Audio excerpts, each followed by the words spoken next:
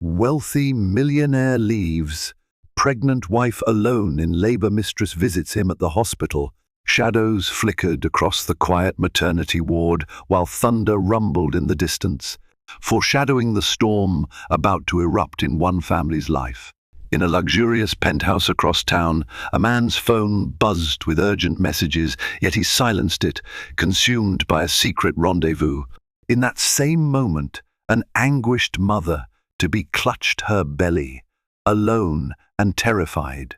The fleeting promises of wealth and comfort she once cherished had vanished, replaced by fear and betrayal. How did this marriage, gilded with designer labels and nights at extravagant galas, crumble so swiftly? Prepare yourself for a tale of heartbreak, deception, and ultimate retribution. The story that follows spans heartbreak, hope, betrayal, and unforeseen twists. Over the years, so many couples appear picture perfect on the outside, especially those with immense wealth and influence. For Edward Morgan and Natalia Carter, the illusions of their fairy tale marriage glistened brighter than most. Edward, the heir to a sprawling real estate empire, appeared to have it all: elegance, power, and near limitless financial resources. Natalia was the captivating socialite who'd captured his heart, or so the world believed, bringing a warm glow to every room she entered. Together, they were a power couple who frequented high-end galas on Fifth Avenue, front row seats at New York Fashion Week, and exclusive parties with the city's elite. Their love story was boosted by paparazzi snapshots, and tabloids fanned their glamorous reputation. Yet behind the towering walls of their Park Avenue penthouse, secret fissures grew. The public glimpsed only lavish extravagance: Natalia's closet brimming with Chanel gowns, Edward's watch collection of rare Patek Philippe timepieces, the midnight drives in custom Bentleys through glittering Manhattan. But their extravagance was also punctuated by cracks in trust, hidden resentments, and ominous secrets carefully swept under the rug. From minor disagreements that spiraled into screaming matches to whispered phone calls at odd hours, the tension escalated in near silence, out of earshot from eager reporters. And then a new presence emerged: Serafina Ross, an entrancing woman with an elusive past, who quietly infiltrated Edward's inner circle. With a dangerous mixture of ambition and charm, she wreaked havoc on the vulnerable state of Edward and Natalia's marriage. One night, everything changed. Natalia Carter once believed that she had made it in life when Edward Morgan proposed with a majestic diamond ring from Tiffany and Company. The stone dazzled under the chandelier in front of hundreds of guests at a prestigious event they'd attended at the Metropolitan Museum of Art. She had shed tears of joy, thinking that this display of love was indisputable proof of his devotion. Edward's large circle of acquaintances, politicians, tycoons, celebrities, congratulated them. Natalia's father, Gregory Carter, a former diplomat, also regarded Edward as the perfect match for his beloved daughter. As months turned into years, Natalia found herself enveloped by a life that many would envy.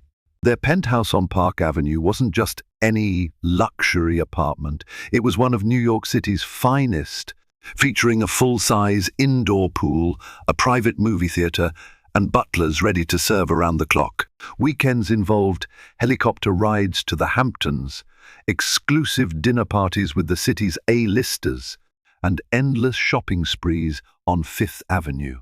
Natalia's Instagram feed exuded an effortless opulence, gathering thousands of followers who admired her beauty, style, and perceived fairy tale romance.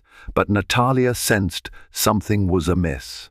She had grown up with modest means before her father ascended the ranks in international politics, so she was no stranger to humility, empathy, and diligence.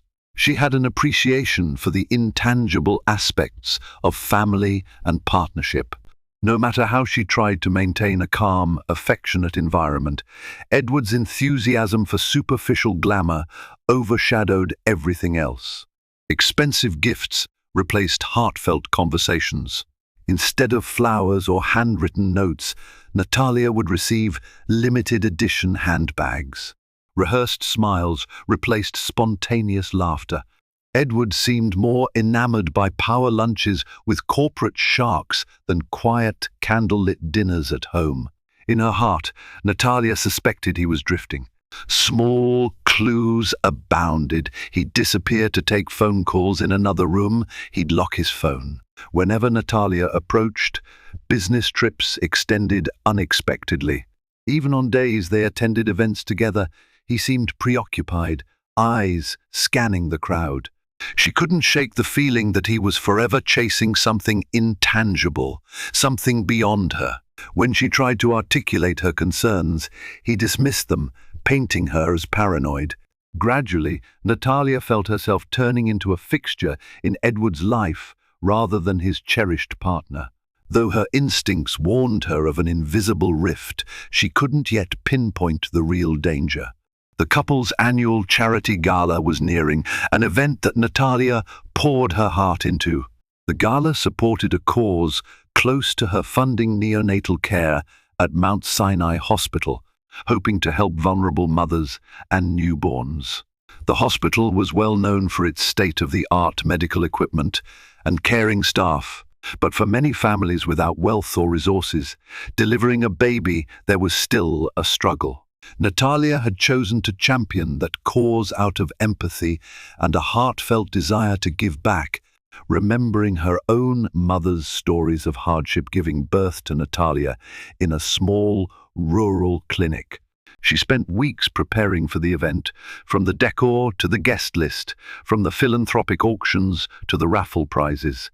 On gala night, Natalia glowed in her hand, beaded emerald gown. Cameras flashed, capturing her every twirl. Edward arrived fashionably late. He typically loved making a grand entrance, sweeping in with regal confidence. That evening, though, he appeared distracted and aloof, his phone clutched tightly in his hand. Natalia scanned his face for a reassuring smile, but he offered only a curt nod before turning to greet his business associates. Later, as Natalia was welcoming donors, she noticed Edward standing by the bar, leaning in a bit too close to a woman she'd never seen. The stranger's raven hair cascaded over her bare shoulders, and her form-fitting gold dress demanded attention in a sea of black ties and floor-length gowns. Natalia's heart skipped a beat as Edward's posture indicated deep familiarity.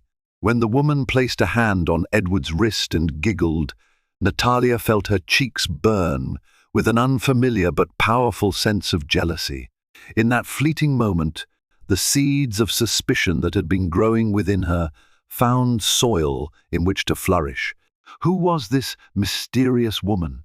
Trying to remain composed, Natalia approached them with a welcoming smile. As soon as Edward sensed her arrival, he stepped away from the woman as if startled. "Natalia, you look lovely," he said, planting a quick kiss on her cheek, an obligatory demonstration of marital affection.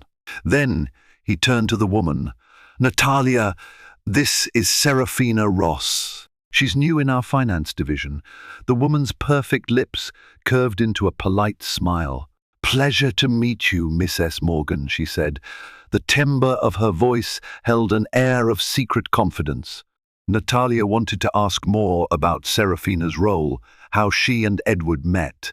But as quickly as the introduction happened, Edward hurried away, claiming he needed to speak to the event organizers. Natalia was left in an uneasy lull. She and Serafina exchanged a few pleasantries, but the woman's gaze carried an undeniable heat. As though she harbored the upper hand in a private game Natalia didn't know she was playing. The rest of the night was a blur of forced smiles. Standing alongside Edward for photographs with donors, Natalia couldn't escape the feeling that his mind was somewhere else. And every time she tried to address him quietly, he interrupted or deflected the conversation. She drove back from the gala alone, an unusual occurrence that hammered more nails into the coffin of her fading illusions. Edward had claimed urgent business with an overseas investor who couldn't adjust his schedule. Usually, Natalia would have believed him. Usually. But as the driver guided the Bentley through Manhattan's shimmering streets, Natalia clutched her phone, hoping for a text or call from Edward that would reassure her. Nothing arrived. In the weeks following the gala, Natalia underwent a swirl of emotions. She tried to mask her anxiety, but Edward's behavior made it nearly impossible. He spent countless hours at the office, leaving before dawn and returning late at night, often with a stench of perfume that wasn't hers. He dismissed it as a co-worker's cologne or an air freshener in the office. Natalia tried to trust him, but sensed the unspoken truth gnawing at her every waking moment. Whenever she questioned him, he grew defensive. "You're overthinking, Natalia," he would say with annoyance. "Stop letting your imagination run wild. I have responsibilities." That phrase cut her deeply. As if she wasn't aware of his responsibilities, as if their life was nothing more than an empire he ran like a business. Tender moments that once existed, a morning kiss, a playful glance across the room, were missing. Their interactions became purely administrative. Did you sign that contract? Did you confirm with the caterers? Don't forget your father's dinner invitation. Her father, Gregory, noticed her growing sadness. During a diplomatic conference at the United Nations, he carved out time to have lunch with his daughter. Over a quiet table near the window at the Four Seasons restaurant, Gregory addressed the tension swirling in her gaze. "Natalia, I sense something's wrong," he said, kindly resting a hand on hers. She tried to brush it off, but tears trembled at the edge of her eyes. "Papa," she said softly, "I'm just struggling." Edward's so distant. As Natalia described the changes in Edward's behavior, Gregory's stern features darkened with concern. "You deserve better than that, sweetheart," he said. "I hoped Edward would provide you with security and love. If he's doing otherwise, please know you're not powerless." Though reassured by her father's support, Natalia was still terrified at the prospect of confronting Edward. She imagined herself being pregnant, despite not even confirming her suspicions yet, and feared that Edward's coldness might only intensify if her suspicion proved correct. The possibility of losing him and the life they had built loomed over her like a thundercloud. Finally, a few days later, Natalia clutched a pregnancy test in their penthouse bathroom. Her heart pounded as she paced back and forth, waiting for the results. When she finally gathered the courage to look, two undeniable lines stared back at her. A mix of emotions flooded her: joy, dread, anxiety, and hope. She tried to imagine how Edward would respond. Would he see this as a miracle that would refocus his priorities? Or would he push her further away? That evening, Natalia mustered the courage to tell him. She found him in his private study, hunched over documents, phone pressed against his ear. When he finally ended the call, she whispered, "Edward, we need to talk." He glanced at her impatiently. "What is it?" "I'm in the middle of something." Words threatened to vanish from her throat, but she forced them out. "I'm pregnant." Her lips trembled as she said it, searching Edward's face for a glimmer of relief or excitement. Instead, his features hardened into stone. A glimmer of, was it fear? Guilt?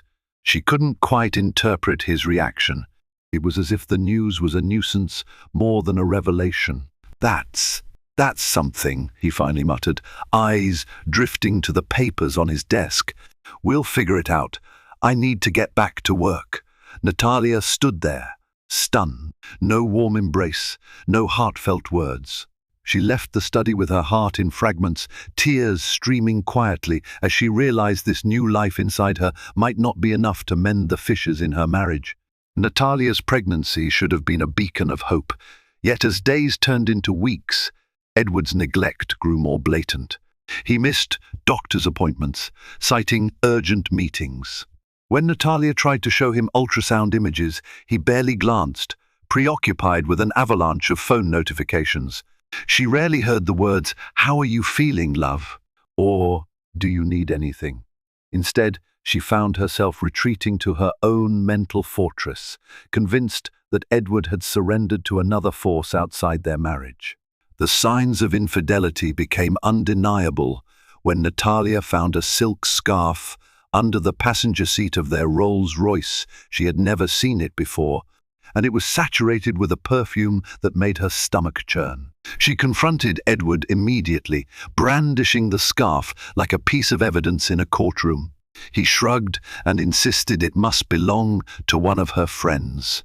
"Don't be dramatic," he sneered. Not everything has to be a conspiracy, but Natalia noticed the subtle flush in his cheeks, the avoidance in his gaze. At one point, Edward no longer bothered to hide his phone at night. Late into the evenings, it would vibrate with messages labeled by a single initial, S. Natalia's imagination conjured the face of Serafina Ross. She was certain now, the mysterious raven-haired woman, the phone calls, his vanishings, it all made sense. Her chest felt tight with betrayal, yet she battled with how to address it. Edward's temper had grown formidable, and the last thing she wanted was a heated confrontation that might jeopardize her health or the baby's. To preserve her sanity, she sought solace in her baby's development. She immersed herself in reading parenting books, revisited volunteer work at Mount Sinai Hospital, and even started journaling for the child she carried. Each day, she penned a letter expressing her dreams of raising the baby in a loving home. She wrote about how excited she was to meet them, describing the warmth and tenderness she longed to provide. Deep down, she hoped that somehow Edward's paternal instincts might awaken, or that she might summon the courage to leave him if all else failed. Her father, Gregory, remained an unwavering pillar of support, often urging her to leave Edward and stay with him. Yet Natalia hesitated.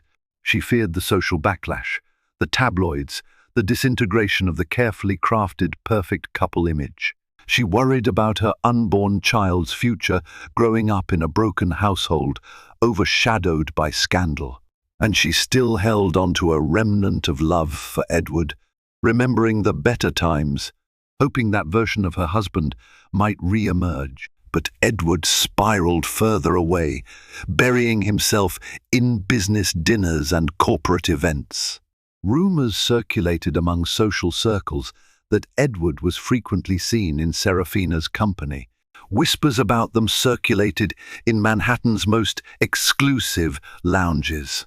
Natalia noticed pity in the eyes of acquaintances when she showed up at high society galas alone, draped in a designer gown that felt more like a disguise than a statement. At times, she thought about confronting Serafina, directly seizing her at Edward's office, or surprising her in some public setting, but every scenario felt too humiliating or potentially dangerous. Natalia was pregnant and emotionally raw. She didn't have the energy to fight a war. She was likely to lose, and so the unraveling continued.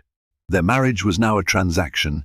Edward supplied credit cards and swanky dinners, while Natalia attempted to maintain the facade of a supportive wife. Late at night, she hugged her growing belly, tears rolling down as she recounted her day's heartbreak. About 8 months into Natalia's pregnancy, Edward's growing apathy reached a disturbing culmination. One early morning, Natalia felt the first pangs of labor. Sharp waves of pain tore through her belly, signaling that the baby was coming earlier than expected. She woke Edward, breathless from the contractions, urging him to help. He stirred, half asleep, and blinked at her. "It's too soon," he mumbled, glancing at the clock that read 3 a.m. and Natalia pleaded, her voice strained with agony. "Edward, please, call the driver. I need to get to Mount Sinai." Instead of leaping into action, Edward muttered about a vital business meeting that morning, the final negotiation for a multi-million-dollar real estate deal in Dubai. He dialed a few numbers, arranged for an emergency driver to come, and then told Natalia he couldn't come with her. "I can't miss this," he grumbled, pulling up his suit pants in a hurried fashion. "I'll meet you at the hospital as soon as I can." Natalia, her face contorted by pain, tried to protest, tears filling her eyes. "You can't just leave me alone in labor." But he had already dashed out the door, phone in hand, stumbling over an apology that was neither heartfelt nor consoling. Utterly abandoned, Natalia was rushed to Mount Sinai by a chauffeur who was more compassionate than her own husband. Fear and confusion clouded her thoughts. Her water broke in the car, intensifying the panic. Staff at the hospital recognized her from her philanthropic work, quickly guiding her to a private birthing suite. Nurses comforted her, but the emptiness where Edward should have been was a gaping wound. By the time Gregory arrived frantic, after being notified by the hospital Natalia was already in advanced labor, shrieking in pain, he held her hand, tears glistening, furious with Edward for leaving her so vulnerable. Amid instructions from the doctors, Natalia pushed, sweat dripping down her forehead. The anguish was visceral, her body trembling from exhaustion. She whispered the baby's name. She had secretly chosen Amelia, if it was a girl, or Julian, if a boy. After several excruciating hours, Natalia gave one final push. The hospital room erupted in the sound of a newborn's first cry, a delicate, heart-wrenching wail that signaled new life. The medical staff cleaned and swaddled the baby, placing the tiny child in Natalia's arms. It was a girl, a beautiful baby girl. Overcome with emotion, Natalia sobbed against her father's shoulder. Yet, as she looked down at the baby's innocent face, she felt a strange mixture of love and despair. Where was Edward? Edward, who had promised to rush to the hospital once his business wrapped, did arrive. But not alone. Witnesses in the maternity corridor couldn't help but stare as he strode in beside Serafina. The raven-haired woman Natalia recognized all too well. The nerve of bringing a mistress to the very hospital where his wife had just given birth was inconceivable. Yet there they were, brazenly stepping into the ward. Gregory, who stood watch in the hallway, clenched his fists when he spotted the pair. He confronted Edward. "What's she doing here?" he hissed. Serafina, looking unbothered, simply gave a dismissive glance. Edward held up a hand as if to quell the tension. "She's here to keep me company," he muttered. "I had a stressful morning. I want to see my daughter." And Serafina insisted on coming. If Gregory hadn't been in a hospital, he might have unleashed a tirade or even thrown a punch. But out of respect for his daughter's fragile state, he stepped aside, shooting daggers with his eyes at Edward and this brazen mistress. Inside the private room, Natalia lay cradling her newborn, surrounded by a blanket of protective staff. When Edward entered with Serafina, shock rippled across Natalia's face. She gasped, tears threatening to overflow once again. "How are you feeling?" Edward asked, voice hollow with forced politeness. He barely acknowledged the baby. Natalia, too stunned for anger, found herself trembling. "You left me alone," she murmured between sobs. "And now you bring her here? Have you no conscience?" Serafina stood behind Edward, arms folded. A smirk flirted with her lips, a silent statement that she had claimed Edward, baby or not. Natalia's tears turned to rage. Before she could speak, Edward approached the hospital bed. "Just wanted to check on you," he said flatly. "I'm sorry I didn't come sooner, but business was critical. We can discuss the rest later. Right now, I need to settle some phone calls." Natalia's voice rose in desperation. She shouldn't be here. But Edward paid little attention, exchanging a knowing glance with Serafina before stepping out. The mistress lingered for a second, eyeing Natalia's newborn as though it were an unwanted detail. Then she silently followed Edward. The violation Natalia felt was indescribable. She clutched her baby, tears pouring once again. All her illusions about Edward's basic decency collapsed. The final shred of hope that their marriage could be salvaged dissolved in that hospital room. Gregory rushed in, embraced her, and seethed with outrage. "That man, he doesn't deserve either of you," her father whispered. Natalia nodded through her tears, realizing she was on the brink of a life-altering decision. Upon discharge from Mount Sinai, Natalia was advised to rest extensively, but how could she rest when her soul was in turmoil? She stayed in a private postpartum room for 2 more days, receiving visitors her father, close friends, and well-wishers who had heard about the birth. Edward made perfunctory appearances, mostly to keep up appearances, but left quickly each time. Serafina's presence in the corridors was a dagger to Natalia's chest. On the 3rd day, Natalia gathered enough strength to confront Edward. In an unoccupied waiting area near the hospital suite, she met him, baby Amelia sleeping peacefully in her arms. She wore a postpartum gown and slippers, her face pale but resolute. "We need to talk," she said, barely containing her anger. Edward crossed his arms. "Look, I've got a conference call in a few minutes. Make it quick."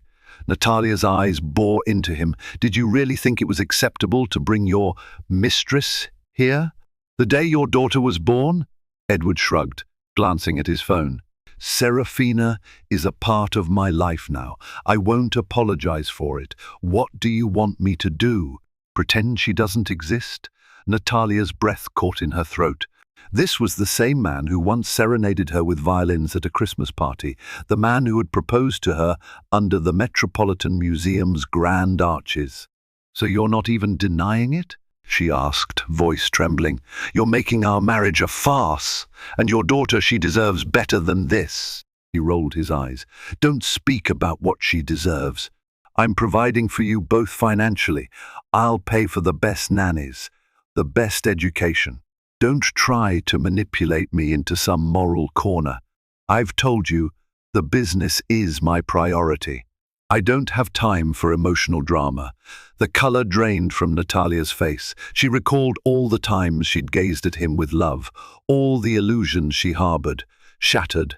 Without further words, she turned away, hugging Amelia protectively. Gregory stepped forward, giving Edward a condemning glare before escorting his daughter and granddaughter back to the suite. Edward didn't even call after them. Natalia was discharged, returning to the Park Avenue penthouse that now felt foreign and cold. She arrived with Amelia in her arms, accompanied by a day nurse recommended by the hospital, and Gregory, who insisted on helping them settle. The once lavish marble floors, the custom furniture, the glinting chandeliers, none of it held any comfort now. Edward was absent when they arrived. A single note lay on the kitchen island, scribbled in a hurry. "We'll be staying at the executive suite at the plaza for a few days for business reasons." Natalia tore the note to pieces. Gregory suggested she pack up and join him at his townhouse. Yet Natalia hesitated, determined to at least see if Edward would come back to his senses. "Give me a couple of days," she told her father. "I want to see if he's even willing to talk." So she stayed in that echoing penthouse, feeding Amelia at dawn and rocking her to sleep late into the night. The day nurse helped whenever she could, but Natalia yearned for the presence of a loving spouse.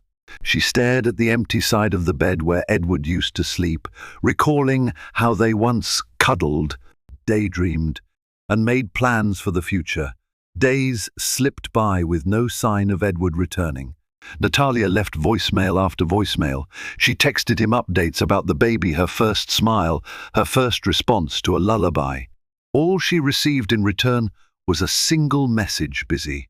"Don't worry about me. We'll check in soon." As her postpartum hormones surged, Natalia felt waves of depression. She'd gaze at Amelia's delicate features and cry softly, apologizing to her daughter for the broken world she'd been born into. The day nurse, though a stranger, offered small words of comfort, noting how the baby's bright eyes lit up at her mother's voice. A week later, Natalia discovered that Edward and Serafina had been spotted dining at a Michelin star restaurant. A rumor confirmed by a friend who had glimpsed them laughing over cocktails. Fury burned inside her. She was done. She began packing the baby's essentials and her own belongings, bare necessities, ignoring the mountains of luxury goods Edward had once showered her with. Late that evening, she left the penthouse with Amelia in her arms, calling a car to deliver her to Gregory's townhouse. She felt a sense of relief tempered by heartbreak and uncertainty about the future. Gregory's townhouse offered the safety net Natalia desperately needed. The interior was warm, traditional, filled with mementos from Gregory's diplomatic travels, African masks, Persian rugs, and glassware from Venice. In Amelia's new nursery, a nightlight cast a gentle glow over pastel wallpaper. For the first time in days, Natalia felt secure enough to sleep without the oppressive anxiety that had weighed on her. Gregory, who had witnessed the worst in international negotiations, gave Natalia a quiet pep talk the next morning as they sipped tea in the living room. "Sometimes, my daughter, we cling to illusions long past their expiration. Edward has shown you who he is. The path forward might be painful, but you are not alone, and you must do what is best for Amelia." Natalia, cradling Amelia in her arms, nodded somberly. She contemplated the magnitude of her next steps, possibly filing for divorce, facing a public scandal, relinquishing the opulent life she had become accustomed to, and wading through the complicated waters of single motherhood. But for her daughter's sake, she knew she couldn't live in denial anymore. In the meantime, rumors of Edward's high-stakes real estate deal circulated in the business sector. Journalists speculated he was about to close a landmark purchase in Dubai that would skyrocket his firm's value. Natalia wondered if this was the reason for his absence, or if he'd simply used it as a convenient excuse to be with Serafina. Either way, she braced herself for the day he might reappear to save face, or to try to manipulate her into some arrangement that allowed him to continue his affair openly. For the next few weeks, Natalia set up her life in Gregory's townhouse, learning to balance the sleepless nights of caring for a newborn with emotional turmoil. Amelia became her anchor. Every time Natalia felt a wave of despair, she looked at her daughter's tiny hands and found a renewed determination to forge a better future. Just when Natalia thought the situation couldn't get more outrageous, Serafina made a move that sent shockwaves through the high society circles. One afternoon, while Natalia was tidying up Amelia's nursery, the day nurse informed her that she had a visitor. Natalia went down, expecting perhaps a friend or an unsuspecting reporter. To her disbelief, it was Serafina Ross, confidently standing in the foyer of Gregory's townhouse. Natalia's heart pounded. She glared at Serafina, incensed that she had the audacity to appear unannounced. "What are you doing here?"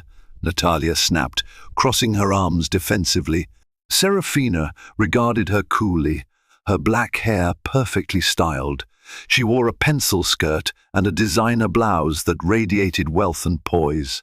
"I came to talk," Serafina said, as if it were the most natural thing in the world. "About what?" Natalia's voice shook with anger. Serafina's gaze flickered to the banister, to the high ceilings, before settling on Natalia. "About Edward and the child." The words sliced through the air. "I wanted to clear the air. Edward has made his choice. He wants a divorce." She paused, her voice tinged with condescension. "He's filing the papers soon, and he expects you to cooperate." Natalia stared, incredulous. "He sends you his mistress to deliver this message. Unbelievable. Doesn't he have the courage to speak with me himself?" Serafina shrugged. "He's a busy man. These next few months are crucial for the firm.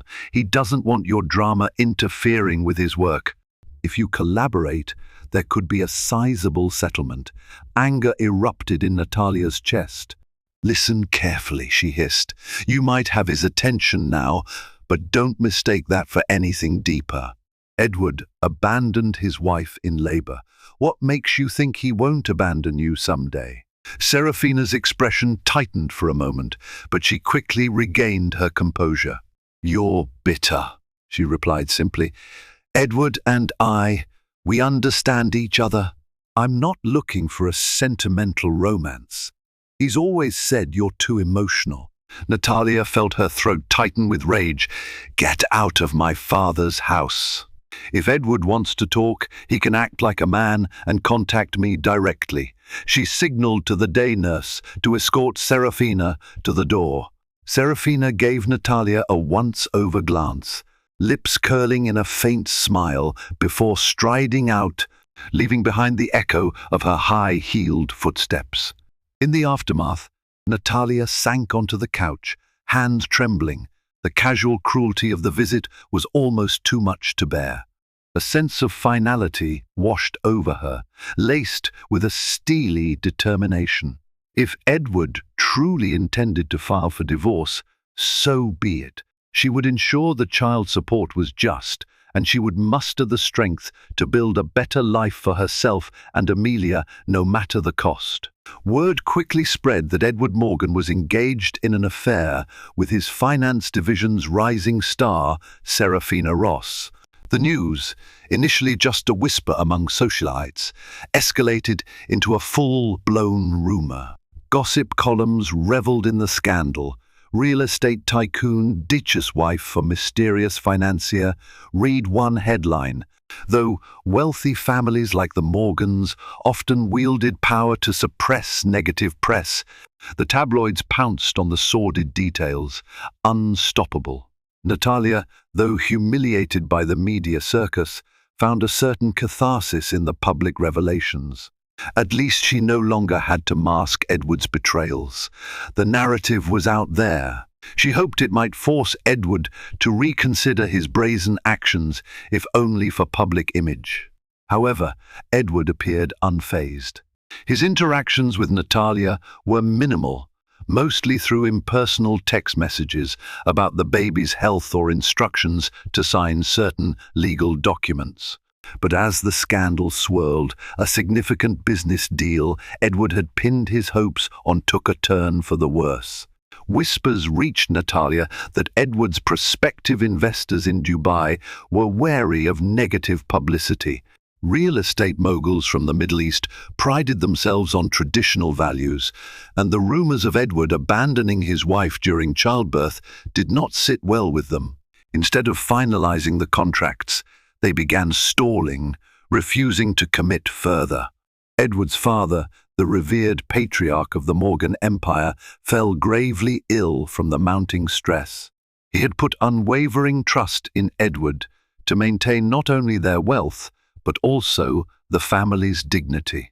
Now, the Morgans found themselves battling a scandal that threatened their reputation and finances simultaneously.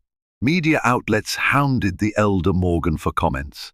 The old man's health faltered, and he was admitted to a private clinic. In those corridors, even loyal friends and associates began muttering that Edward had cursed the family name with his reckless behavior. Amid this turmoil, Edward spent little time confronting the consequences. He spent his days locked in marathon meetings with crisis management teams and international investors, his nights in penthouse suites with Serafina. He faced mounting pressure, restless nights, and no shortage of condemnation from those who once praised him. While Natalia took no pleasure in his downfall, she recognized the slow unraveling of the illusions that had upheld Edward's inflated ego. For the first time, he was tasting a fraction of the pain and humiliation he'd inflicted on her. Edward's lawyers soon made contact. Natalia was served with a divorce petition that laid out Edward's proposal, a lump sum settlement, a monthly allowance for Amelia until she turned 18, and no claim on Edward's business assets. The documents implied that Natalia was free to keep the penthouse, but only if she agreed not to speak publicly about their relationship or his affair. A confidentiality clause threatened to revoke all financial support if Natalia violated it. Outraged, Natalia hired her own legal team. Through a series of meetings, she learned that Edward's empire was not as stable as it appeared. The divorce threatened to unravel property holdings if she pressed for her fair share under marital asset laws. Initially, she had no desire to be vindictive, but the arrogance in Edward's settlement push awakened a fierce protective instinct for herself and for Amelia's future. While rummaging through the penthouse for financial records, Natalia discovered receipts and transactions that pointed to questionable deals. It appeared Edward had been siphoning funds from certain trusts to finance Serafina's lavish lifestyle designer brands, exotic trips, jewelry costing tens of thousands of dollars. Natalia's lawyers insisted these revelations were pivotal. If Edward had mingled marital funds with personal expenditures for his mistress, Natalia had every right to a larger portion of the estate. The moment the divorce proceedings commenced, Edward's frustration escalated. He berated Natalia through furious phone calls, accusing her of greed and betrayal. "You're trying to ruin me," he shouted over the phone one evening, sounding more desperate than she'd ever heard him. Natalia listened with tears welling in her eyes, but her resolve held firm. "You ruined us," she fired back, voice shaking. "I'm just doing what's necessary to protect Amelia." Each day, more revelations of Edward's manipulations came to light: shell companies, hush money payouts, even questionable loans made to Serafina's family members. The fortress he'd built on shady dealings and illusions was beginning to collapse. Just as Natalia prepared to face Edward in a preliminary hearing, a shocking new rumor emerged. Serafina might be pregnant. One of Natalia's acquaintances in the finance world overheard a conversation implying that Serafina was using the pregnancy card to secure her position in Edward's life. The news spread quickly, sending tongues wagging across Manhattan's upper crust. When Edward was confronted about it by colleagues, he appeared startled, which fueled speculation that he hadn't been informed until now. If Serafina was indeed carrying his child, it added a startling layer to the drama. Would Edward end up fathering two children from different mothers under one chaotic scandal? Natalia, upon hearing the rumor, felt a cocktail of emotions: disgust at Edward's irresponsibility, pity for the potential child, but also a sense of grim realization. Edward was repeating patterns of neglect and betrayal, and his web was only becoming more tangled. Serafina herself neither confirmed nor denied the gossip, expertly hinting at the possibility whenever it suited her. The tabloids gobbled up every drop of speculation, intensifying Edward's negative press. At this point, some corporate partners discreetly pulled out of joint ventures, citing moral concerns or negative brand association. Natalia watched from the sidelines, simultaneously horrified and relieved that she had escaped living under Edward's roof. She was resolved to see the divorce through, but part of her worried about how this fiasco would shape Amelia's future. Still, the fallout also signaled that Edward's insatiable greed and moral bankruptcy were catching up to him, karma in motion. As the divorce case moved forward, Edward found himself waging battles on multiple fronts. His father's health deteriorated, leaving Edward as the acting head of the Morgan empire amid unrelenting media scrutiny. The once lucrative Dubai deal collapsed completely after the foreign investors withdrew their commitment, citing irreconcilable reputational risks. Edward's personal finances took a nosedive. Combined with the legal fees from his ongoing divorce and the hush money he had been funneling to Serafina, his bank accounts were hemorrhaging funds. One particularly devastating blow came when a longtime business ally who had quietly supported Edward, despite the scandal, uncovered Edward's misuse of the company's finances to fund personal luxuries for Serafina. Outraged, the ally reported the issue to the board of directors, spurring an internal investigation into financial misconduct. Practically overnight, Edward's personal business brand became toxic. Shareholders demanded clarity, and the board threatened to oust him if evidence confirmed wrongdoing.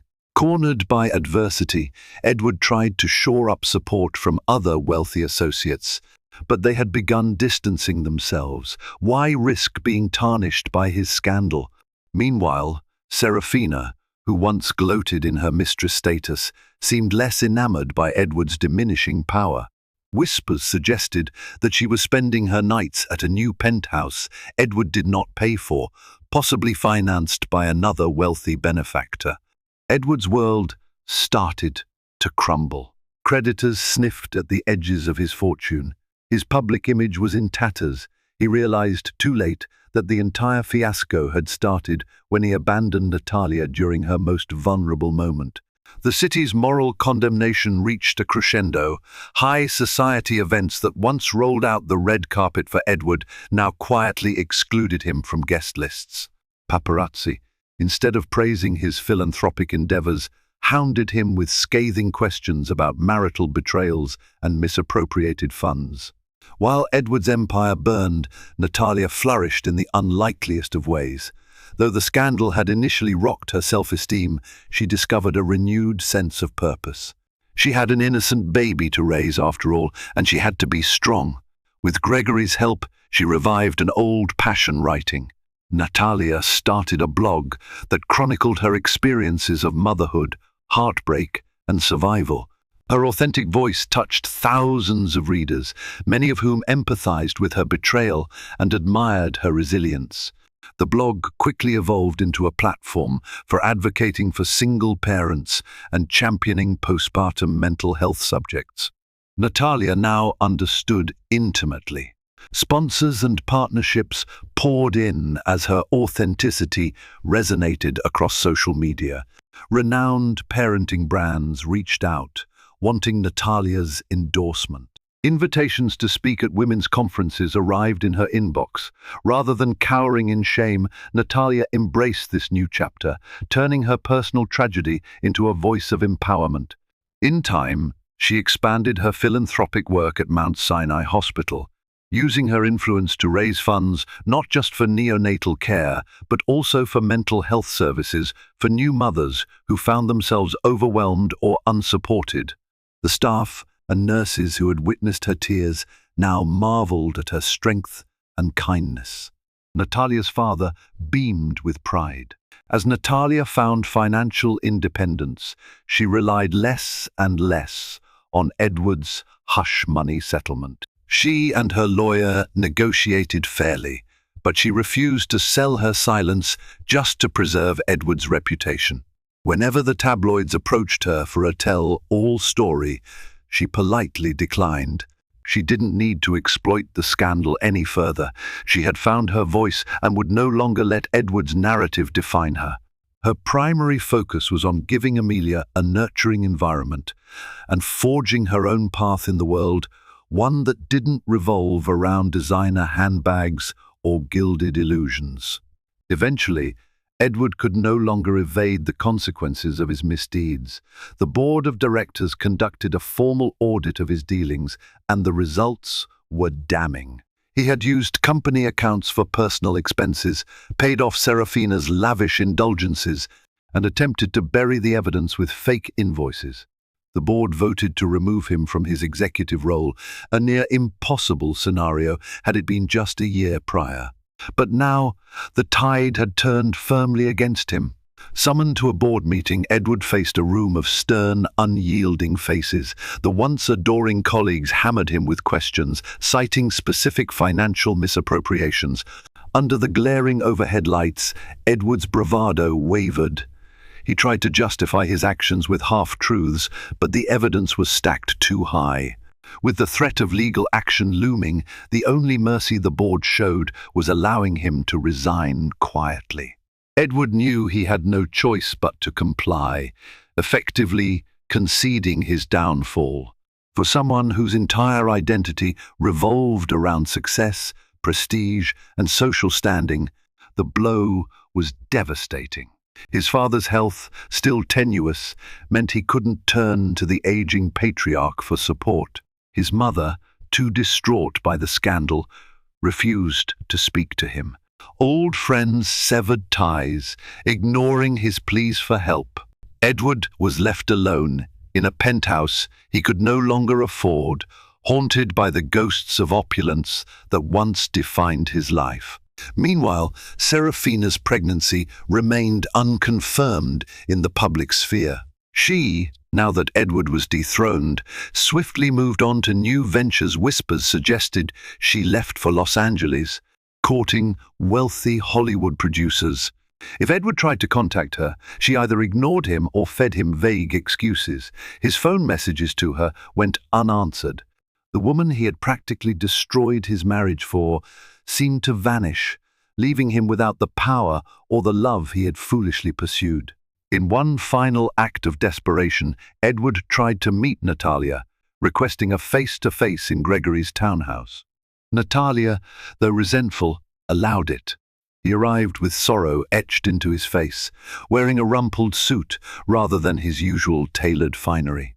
The mighty Edward Morgan was now the picture of ruin. Inside Gregory's living room, Edward stood awkwardly by the fireplace.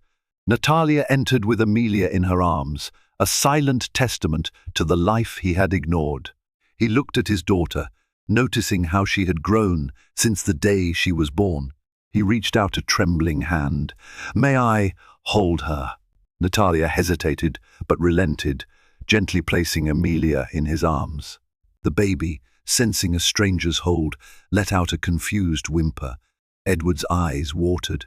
He looked at Natalia, voice cracking. "I lost everything." Natalia inhaled deeply, controlling the rush of conflicting emotions. "You made your choices, Edward. I pleaded with you to be there for us." Tears escaped the corners of his eyes. "I know I failed. I was blinded by greed, lust, ambition. I can't undo it. But maybe we can find a way to be civil for Amelia. I want to be part of her life." Natalia studied the broken man before her. The fury she once harbored melted into pity, though she never forgot the wounds he inflicted. "That's up to you," she said quietly. "Being part of her life means being consistent, caring, and genuinely present. It means being more than a paycheck or a fleeting presence. If you're prepared for that responsibility, you can have a role in her life." He nodded, gently passing Amelia back to Natalia. "I'm sorry," he murmured. "I know it's not enough. Please let me see her. Let me try to do better." Natalia nodded, her expression reserved. She did not offer him immediate forgiveness, because some scars run too deep. But she recognized that her daughter, as she grew, would have questions about her father. Perhaps Edward's contrition was real, perhaps not. In either case, Natalia vowed that the baby's best interests would guide her decisions. In the following days, Edward moved out of the penthouse and into a modest apartment. The divorce was eventually finalized, granting Natalia primary custody and child support obligations for Edward. He accepted the terms without further dispute. The confidentiality clause was dropped. Natalia refused to muzzle her experiences, though she had no intention of monetizing them in tabloids. As months turned into years, the saga of Edward, Natalia, and Serafina became a cautionary tale whispered among Manhattan's elite. And though Natalia would never forget the nights of anguished weeping or the betrayal that severed her marriage, she discovered in herself a profound resilience. She had gained a daughter she adored, a renewed sense of identity, and a platform that allowed her to help others in similar situations. And that, she realized, was a victory no amount of Edward's fortune could have provided. Life can spin us into tumultuous twists that break our hearts, disrupt our peace, and force us to reckon with our deepest fears. Natalia's journey from a forsaken wife, left to bear the burden of childbirth alone, to a thriving single mother and advocate, shows how courage can arise from devastating betrayal. In this saga, wealth and status stood no chance against the power of karma and the resilience of a determined soul. Even though Edward tried to outrun the consequences of his own selfishness, they eventually caught him head-on, leaving him to face a humbling reality. If this tale gripped your heart, do give this video a thumbs up to show your support. Let us know your thoughts in the comments, and don't forget to subscribe for more dramatic stories that remind us how life and karma can change in the blink of an eye. Your engagement helps us create more compelling content for you.